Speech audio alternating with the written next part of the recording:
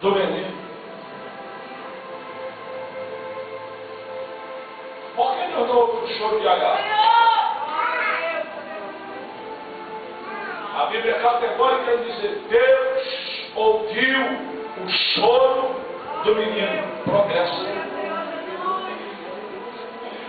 Ismael é filho da escrava, mas tem sangue de Abraão. Ismael é filho da escrava, mas tem sangue de Abraão. Ismael é filho da escrava, mas também é filho de um pai, de uma grande nação. Ismael é filho da escrava, mas foi Abraão que permitiu que Ismael viesse até a terra. Ei, eu já vou tomar o meu assento. Eu vim profetizar para você nessa noite. Eu vim profetizar para você nessa noite. Eu não sei como foi que você entrou aqui nesse lugar. Eu não sei como é que está a sua vida.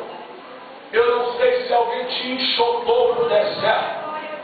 Eu não sei se alguém de repente te deu um pedaço de pão e um pouco de água e disse: vai embora daqui. Mas eu quero dizer que aquele que não dormita, eu quero dizer que aquele que morreu, mas que ao terceiro dia ressuscitou, está contigo 24 horas por dia.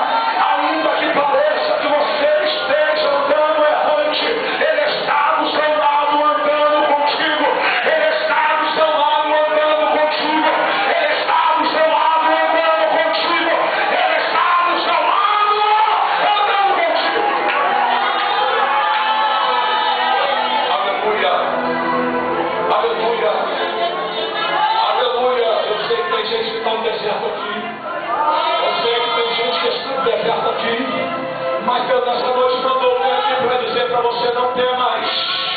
Ele está ouvindo o choro